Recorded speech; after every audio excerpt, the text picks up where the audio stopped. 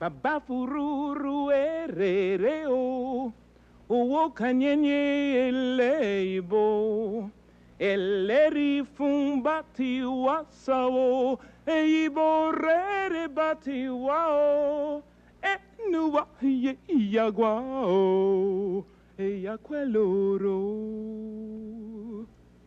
Iamile orun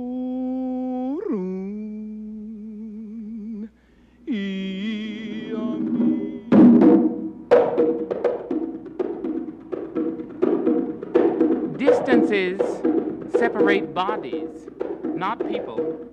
Ask those who have known sadness or joy.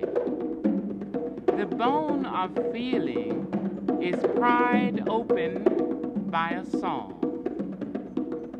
The elegance of color, a familiar smell, this flower, or the approach of an evening. All this is now. The elegance of memory, deeper than the grave, larger than the distance between my country and I, things more solid than the rocks with which those sinister thieves tried to break our back. There are memories between us deeper than grief. There are feelings between us much stronger than the cold enemy machine that breaks the back. Sister, there are places between us deeper than the ocean. No distances. Pry your heart open, brother. Mine too. Learn to love the clear voice, the music in the memory pried open to the bone of feeling. No distances. The elegance of memory. No distances. The elegance of memory. Hello. My name is Maya Angelou. I'm going to speak to you now about African history. There's a Kikuyu story that's told in Kenya. It is said that a child asked his mother why he saw photos of men killing lions. The child said, "Mother, I also know, or rather it's in my experience, that lions kill men. Why don't I see any photos of that?" And the mother told the child, "Wait, my child, until the lion takes the photo." Now today the lion is taking the photo. Guénier, a historian of questionable reputation, as far as I'm concerned, said that seul de tous les continents, Afrique n'a pas d'histoire. Alone of all the continents, Africa has no history. Well, on the same, for the same reason that when a fool tells you you're wise, you look to your laurels, when a man, a European, who has taken the evidences of your history, tells you you have no history, then you are supposed to take that with a maximum of disbelief. Not a grain of salt, a lake of salt.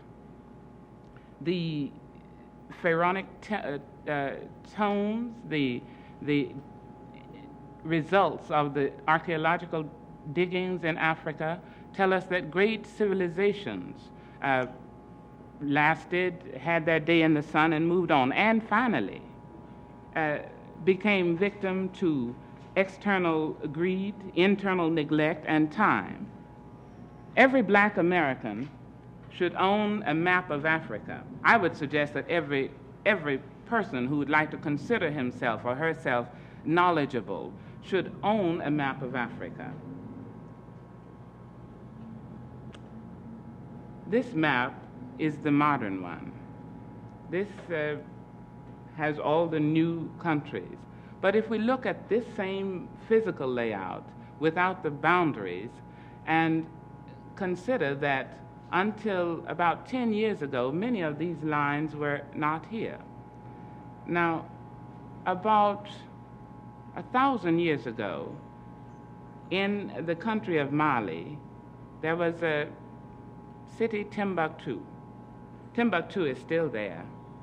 But 1,000 years ago, there was a university in Timbuktu. Scholars from all over the world, scholars from Asia, from Europe, everywhere came there to study. It was said by Leo Africanus in the 1400s that the king of Timbuktu, of that area, gave monies to scholars. Now, maybe we're seeing a case of the first scholarships there. I don't know. But it was also said by Ibn Battuta, an Arab explorer, that more monies were spent on manuscripts coming from the Barbary, manuscripts from Spain and about. More monies were spent there in that kind of trade than on anything else in Timbuktu. We hear the word Timbuktu and think immediately that it's a word made up to explain the difference or the distance between the known and the unknown. Timbuktu is still there today. Unfortunately, the biting sands of the Sahara have covered those walls of the old university, nearly covered them, and covered the streets where scholars used to go. But you can still go if you take your time and your money to go to Mali. At Ouagadougou, here in Upper Volta, it's the capital of Upper Volta. Many people think the sounds are so un-Western. They hit our ears with a kind of strange feeling. Well, that's true. But the sounds sound like the languages of Africa, which are always rhythmic and certainly tonal. Now, it would be interesting, I think, for a student of African history to trace the Benin sculpture. The Benin sculpture in Nigeria has influenced European art.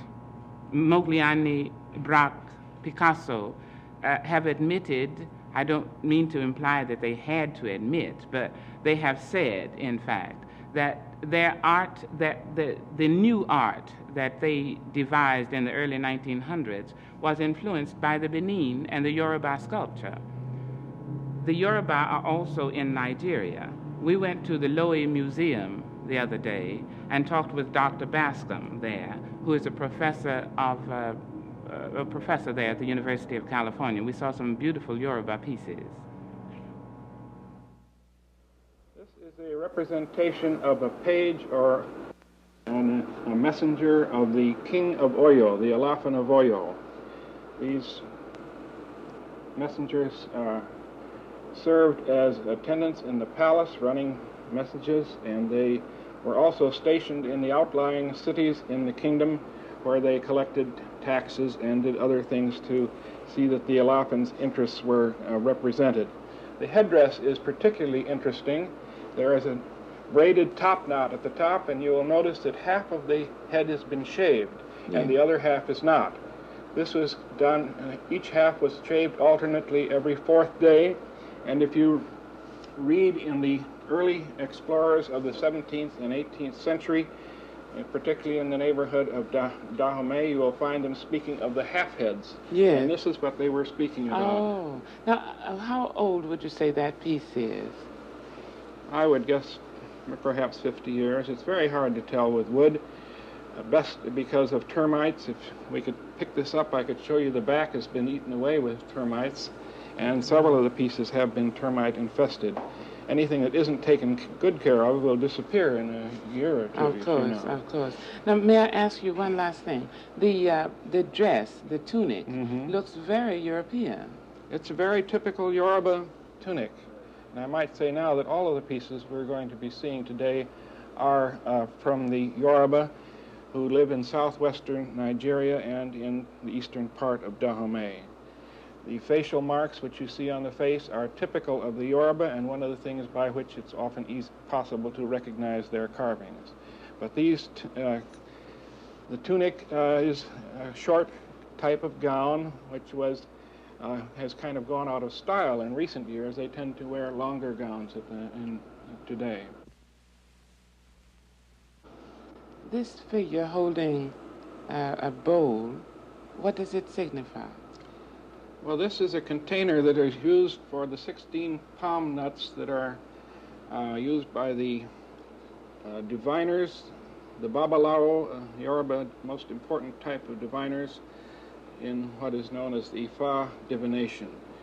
The back of the rooster is removable, and there is a bowl underneath it, and it is simply kept on the shrine to store the palm nuts in.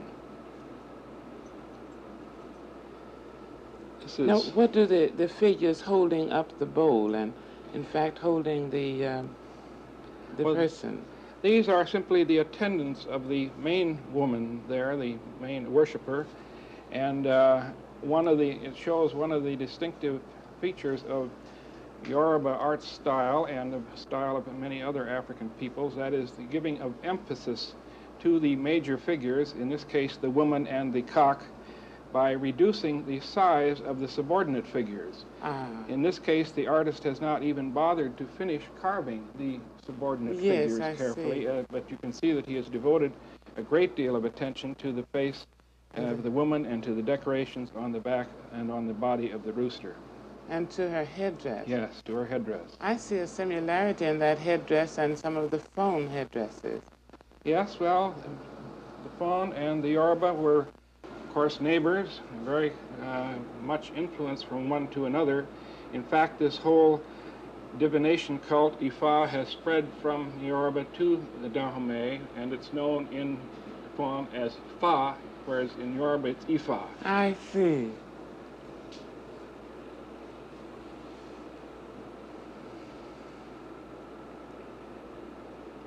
Among many African tribes, there are superstitions or beliefs about twins. Some people believe they're very lucky and show a particular kind of virility, and other people feel that they're unlucky and are in fact an insult to God or to the particular God. What is the case with these twins we're looking at?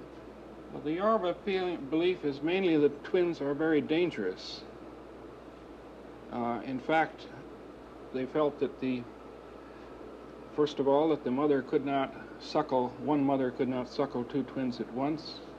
And when twins were born, one of them was simply neglected and allowed to die. The other one was kept and in the hopes that it would live to maturity. In the case when one twin died, the parents would go to a carver and have him fashion a figure such as these. It would represent the sex accurately, and it would be carved with the facial marks of the lineage in which the twin was born, and it would be dressed and given the same decorations as the living twin. If the second twin should die, and infant mortality, of course, was high, then the second figure would be carved, and we would have two in this case. Here we have a male and female twin pair, but there are some pairs which are two females and some which are two males. And where do they keep these figures in the house? In a corner of a room near the other religious objects, and they would be fed regularly.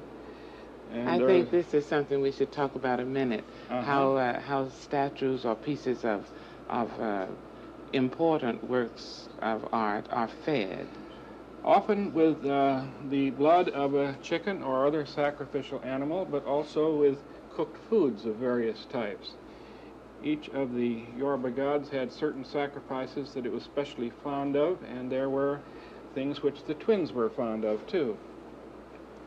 You'll note the beads on the neck, those long blue beads, are the famous Segi beads, which are no longer manufactured but are undoubtedly of African origin. Supposedly they're glass, but I'm not positive of this. At least they have found places, sites in the city of Ife where they were making glass beads of this type, and they were traded quite widely in West Africa. Does this headdress have any particular significance? I have never seen one like that in life, and it's the only pair of twin figures that I've seen with that representation on it. It perhaps has some religious significance because There were special headdresses for the various cults, but I cannot identify this one. The eyes, can you tell me, is that metal? That's a piece of iron inset to represent the pupil. Very interesting. And the beads around the waist are miniatures of the waist beads, which were worn only by women, of course, but here they've given it to the male twin also. Well, maybe because they know he can't ever be accused of anything. Yes, and he's a twin.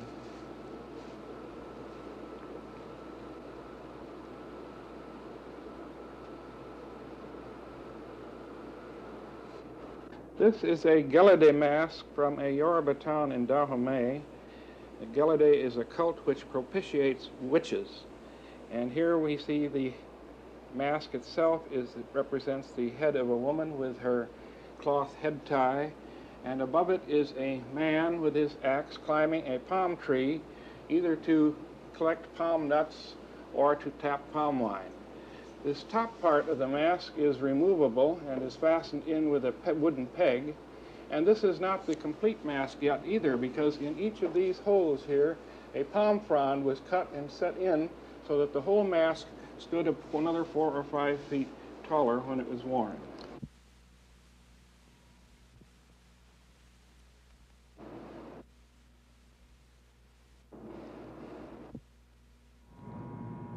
Africa has no history? Really? Mr. Gagné, shame. 1,000 years ago, people could go by camel caravan from this area across to this area, some 4,000 miles. It would take them 6 to 8 months to make this journey from the old Songhai kingdom or from the old Ghana kingdom or Mali kingdom to Kush, which is now Ethiopia, called Ethiopia and Somali, sort of Somali too. They could take that trip, and upon reaching their destination, the traveler could give a banker a talent and be given currency of this new country. Now, there's instruction in that. What it tells us is that both areas then, the governments of both areas were so stable, the societies were so stable, that the banker at this end of the trip was sure he had time to make that 8-month trip back across the continent to get his money back. No history, huh? The importance, no, not the importance. I need a stronger word. It is imperative that Black American children learn their history. Obviously, the school systems do not include African history or even Black American history comprehensively in their curricula. I'm told now that some universities are including the teaching of African history.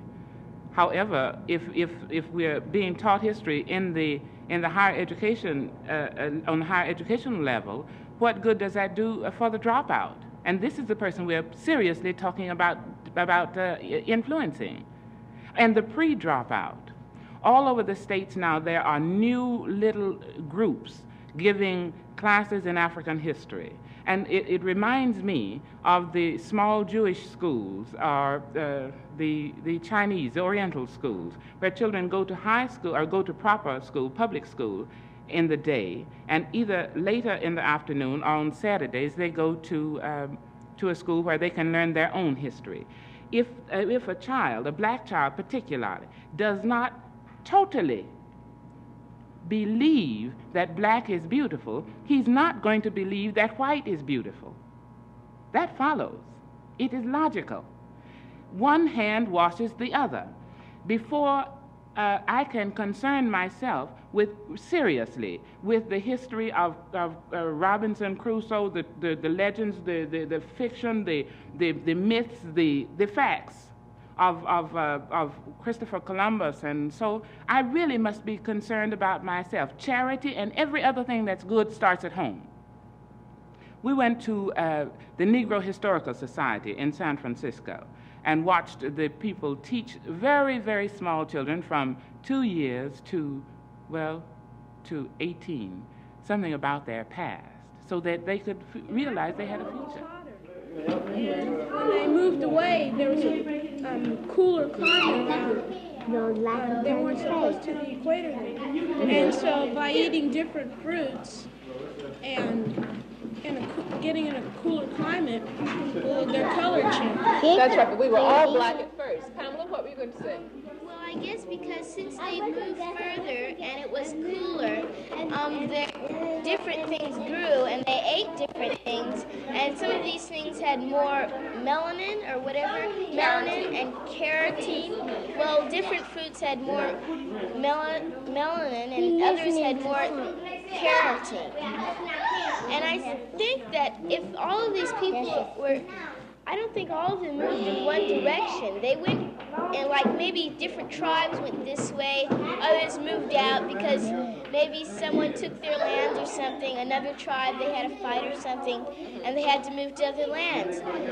Now, you know, in Africa, I've mentioned very often that in some villages, after the work has been done all day, each child, each member of the family, performing a chore, helping the family, that in the evening, everybody might get together in one of the huts of maybe the person who tells stories in the village.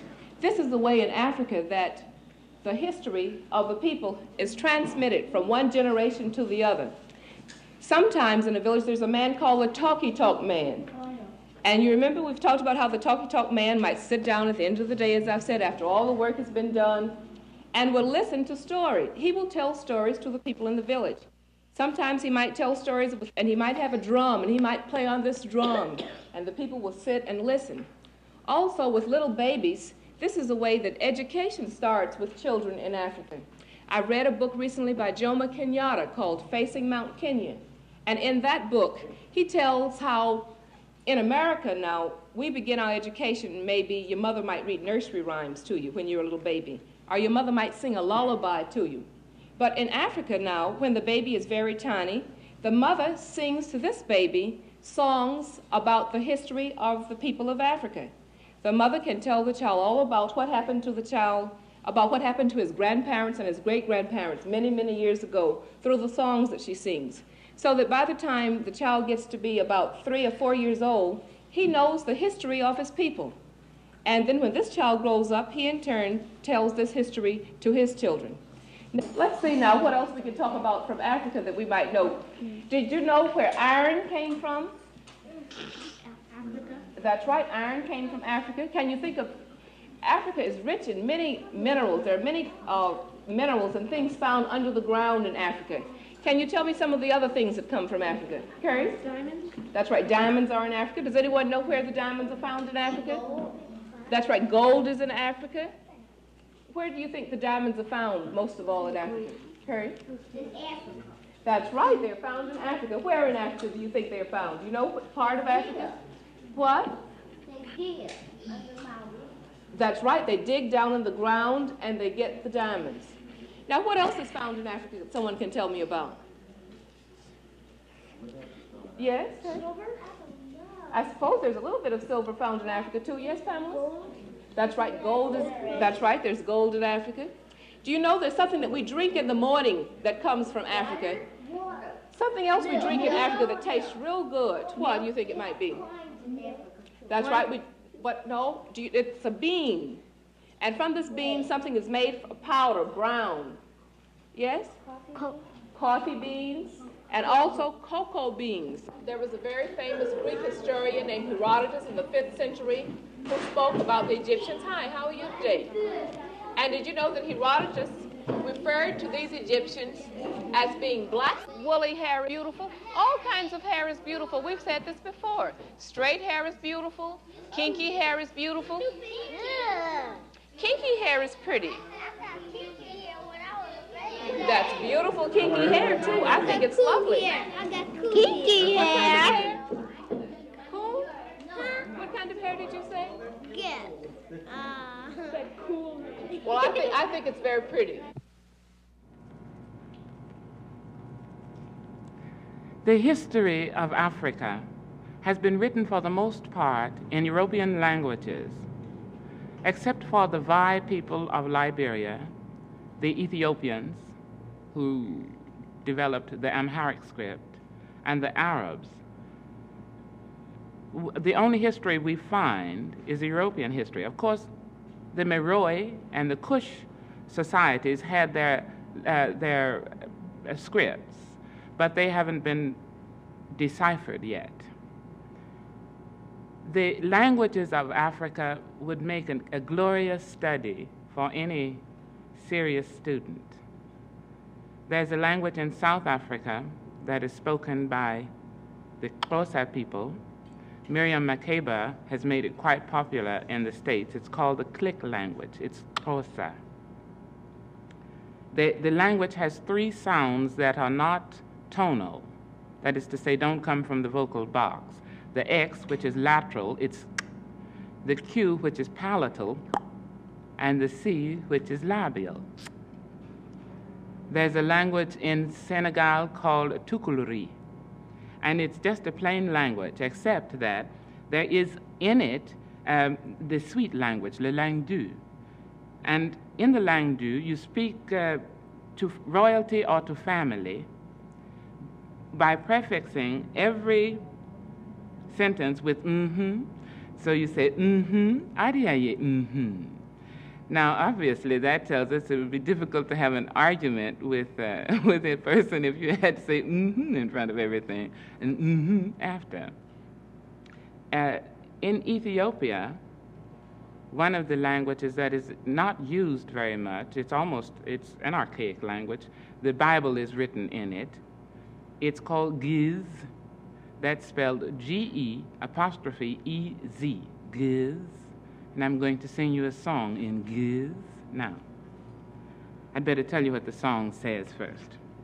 The song says, "Don't tell me how lucky you are, how beautiful you are, how rich you are, how anything you are.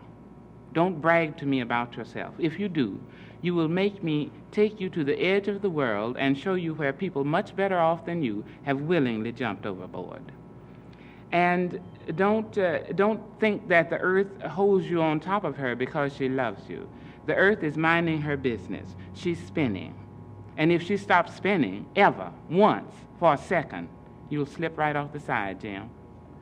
And don't feel that then she holds you, she loves you. She holds you, you are a prisoner. And even when you die, you're going inside her." And the song is, "Wobatis minya krau, dosutas minya durgau, baltar sasabin, forasui krau, alansau, zaminya gilitau, sin tun den astavus, gurl yagabau, Wabatis minya krau, dosutas minya durgau, baltar sasabin, forasui krau, alansau, zaminya gilitau, sin tun den astavus, gurl yagabau, Wabatis minya krau, dosutas minya durgau, baltar sasabin, forasui krau." The Zulus of South Africa have made a great contribution to Great Britain and to many other military societies. When we look at the creative genius of the British war machines, we are obliged to see the genius of a Zulu general, Shaka. Shaka created a tactic called the horn, sometimes called the W formation. It looked like a crescent with a large body of men in the center. He would send his small groups of men up that horn and then in to attack the enemy from the enemy's flanks. Then he would take the large body of men and throw them against the center of the enemy's forces. Mr. John A. Williams, in a book called Africa, Her Lands and People, who's also the author of a book called The Man Who Cried I Am, a very important book. I would urge every black American to read it today, as soon as you stop watching this program. Mr. Williams said of the flying of this horn of the W formation that it was the most important breakthrough in fighting for a people who had only arrows, assegais, swords, long swords and short swords, and their bodies. It was very successful for many, many years. While we're talking about, or rather while I'm talking about war machines, I'm reminded of an incident. Some years ago, many years ago, I was in Tunis, and Arabic is one language I try to deal with. So meeting some Tunisians, I asked to be shown some of the city, and they took me to old Roman ruins and began to tell me about Hannibal. Well, I had read about Hannibal, but I never knew that Hannibal had anything to do with me. I find that Tunis, the city, is built on the ruins of Carthage, or Carthage, as it's called in the States. Hannibal was a Carthaginian. Hannibal took a group, his army, 90,000 infantry, 30,000 cavalry, and 40 elephants over the Alps and fought Rome. He took the city of Turin. He had already taken, Carthage had already controlled Spain, and he was doing very well in Italy, although he lost over half of his forces crossing the Alps. He was repelled at the gates of Rome and defeated there. But I think it's important to know that the African history includes not only the art, the songs, the dance, but we are human beings. That is to say, we have all the failures, all the foibles, all the strengths, all the beauty that other human beings have. If we don't admit that, we put ourselves at a disadvantage. The black American has been told, in fact, the African has been treated always as a subhuman or a superhuman, never as a human. We have to be either Martin Luther Kings or we're thugs in the street. There's no in-between. Now, we must indulge for ourselves an in-between. We have done all things, and we will do all things. In South Africa, the Zulu people hold a great position. The Zulus, Shaka sent away a group of people to fight the Hottentots, it is said. They got lost, or they were defeated, and they knew better than to come back because Shaka had a policy. He killed anyone that was defeated and their families. So the people stayed and married into the Hottentots. And that's how the language got, the Xhosa language. It really is Zulu, but that's how it included those three non-tonal sounds, the X, the Q, and the C. The program today started with a poem called The Elegance of Memory. That's a poem by a very great South African poet, Mr. Willie Kgositsile. Mr. Kgositsile is here in the studio, and I would like very much for him to come and for you to meet him and just be charmed by him. Hi, my brother. How are you? Okay. Good. I'd like to talk with you. I'd like you to talk a bit about the way African history is carried down through the years. Was the oral tradition? Yeah, the oral tradition was one of the most significant methods through which or by which knowledge and information about where we had been and where we were going was passed through the ages. It still is, to a very significant degree, done even in South Africa today with all the Western influences, that, for instance, the way that as we grow up, we learn pretty early about the distortions that have been made by European historians is by word of mouth. It's passed from generation to generation. Is it only done in songs? I mean, is oral tradition passed only down in songs or in myths or? It is passed down in songs, in myths, in poetry, also as stories. Mm-hmm. Where? How about dance? Oh, through dance too. Mm-hmm. In fact, African dances are not just entertainment, as you know. They, in terms of storytelling, for instance, they are complementary with whatever is being told and descriptive of very specific things. Mm-hmm. Willie, my brother, actually, Willie's proper name is Kgositsile. Kgositsile. But I didn't think I'd put that on you right away. I'd do that bit by bit. Willie said I asked him to come on this program, he said, well, at last, my name will be pronounced correctly once on American television. Well, I see you have this. Would you read a poem to us in Tswana? Willie is Tswana. Mm-hmm. Yeah, I'll do that. The Tswanas are in Botswana. The Botswana people. It's a beautiful language. Listen how melodic it is. Yeah.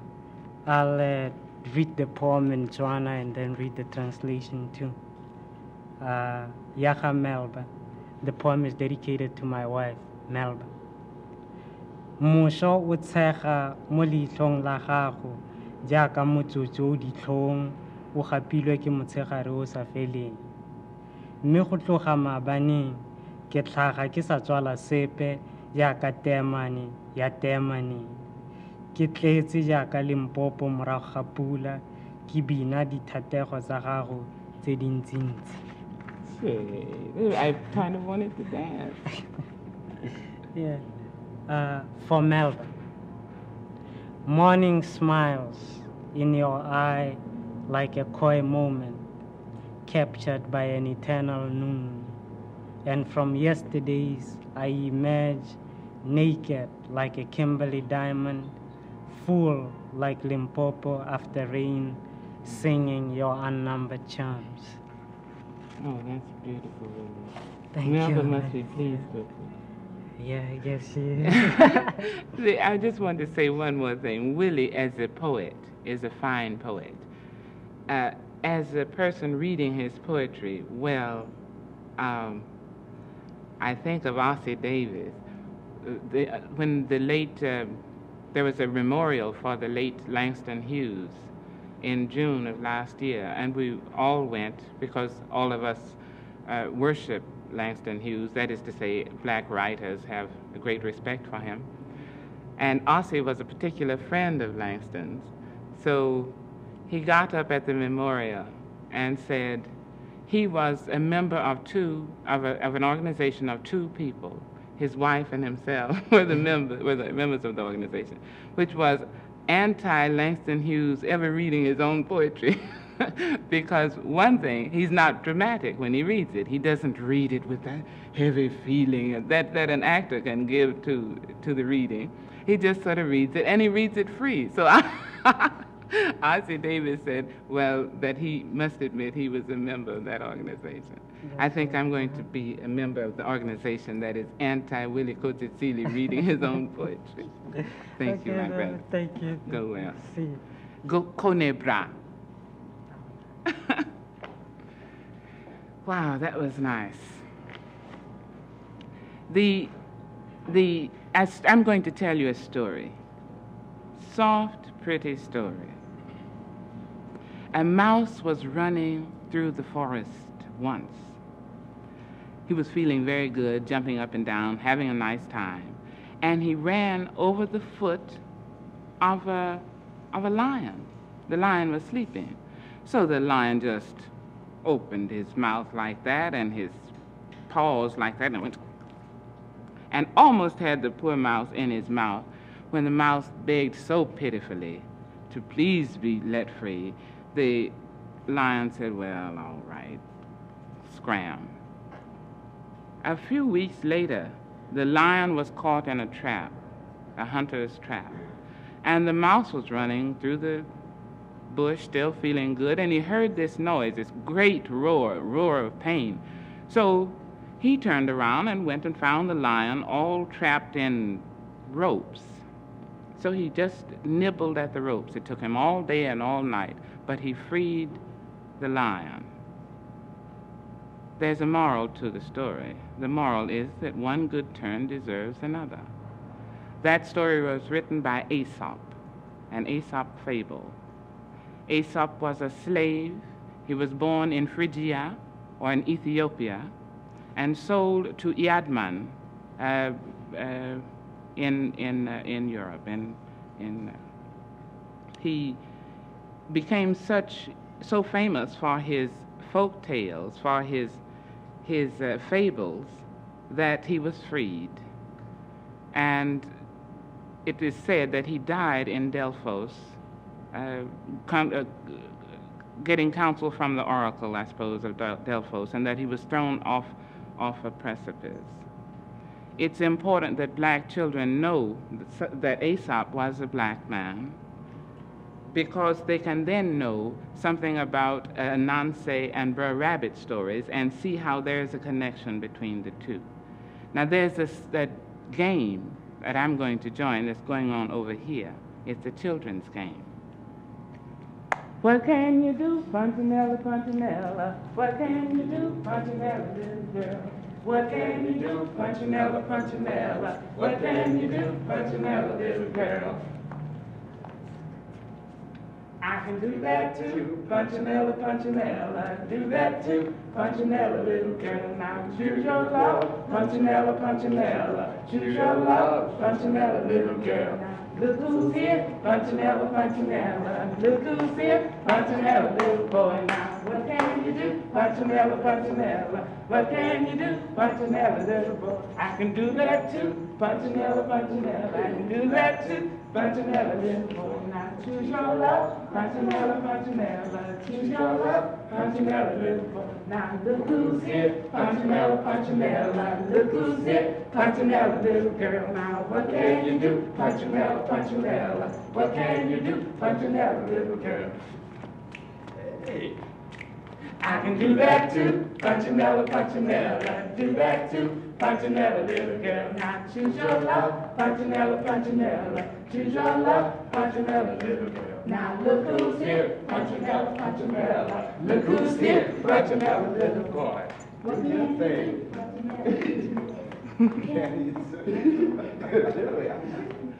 Ah, that was fun.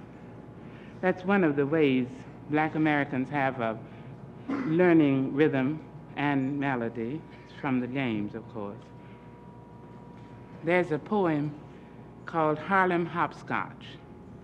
It says, 1 foot down, then hop, it's hot. Good things for the ones that's got. Another jump, now to the left. Everybody for himself. On the air, now both feet down. Since you're black, don't stick around. The food is gone, the rent is due. Cuss and cry, and then jump too. Everybody's out of work. Hold for 3, now twist and jerk. Cross the line, they count you out. But that's what hopping's all about. Both feet down, the game is done. They think I lost. I think I won. Can you dig it? It's a poem of mine. Now, I would like to encourage Black Americans to read certain history books. I have said Basil Davidson Certainly Dr. Du Bois first. Basil Davidson. Get Herbert Aptheker. Let me say that again so you have time to get a pencil. Get Dr. Du Bois. Black folks then and now. Read Herbert Aptheker, Documents of American Negroes, or The Myth of Herskovitz, The Myth of the Negro Past. Read Basil Davidson, The Lost Cities of Africa. Read Armato, a Ghanaian historian. Read De Graft Johnson, another Ghanaian historian. One of our programs is going to deal with who has researched African history, what were their motives, and what are the results. When you go to the library, it's important to understand that you have made a contribution not only to our development, but to the development of man. Terence, the playwright, says, Homo sum, nihil a me alienum puto. I am a man. Nothing can be alien to me. I've been using that for 20 years. It was only when I researched Terence that I found that his name is Terentius Afer, or rather Terence the African. There are 5 plays of his in the library today. In your public library, you can go and find this man who was a Greek, but who was also an African, or primarily an African. It is necessary to get all the little bits and pieces to build up your ego. After 300 years, we need all the ego building we can get. Charlie Brown says, I need all the friends I can get, even fair weather friends. Now, I'm going to close with a poem by Jacques Roumain, a Caribbean poet. It's the long road to Guinea. Death will take you there. Here are the boughs, the trees, the forest. Listen to the sound of the wind in its long hair of eternal night. It's the long road to Guinea. Your fathers wait for you without impatience. Along the road they talk, they wait. This is the hour when the streams sound like bones of beads. It's the long road to Guinea. No bright welcome will be made for you in the black land of the black man. Under a smoky sky, pierced by the cries of birds, along the riverbank, there, a quiet village, the huts of your fathers, and the hard ancestral stone where you can rest your head at last. It's the long road to Guinea. Thank you.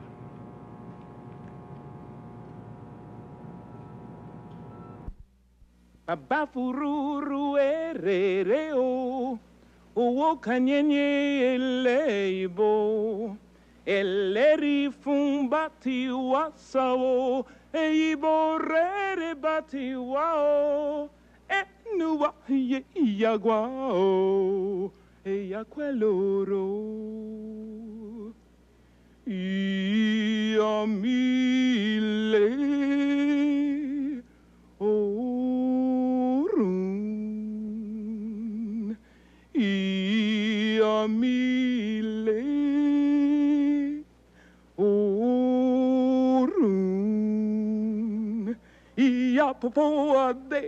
iapopoade, o de mi saramabo,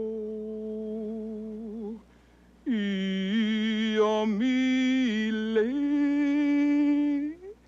orun, babapururu erereo, o kanyenye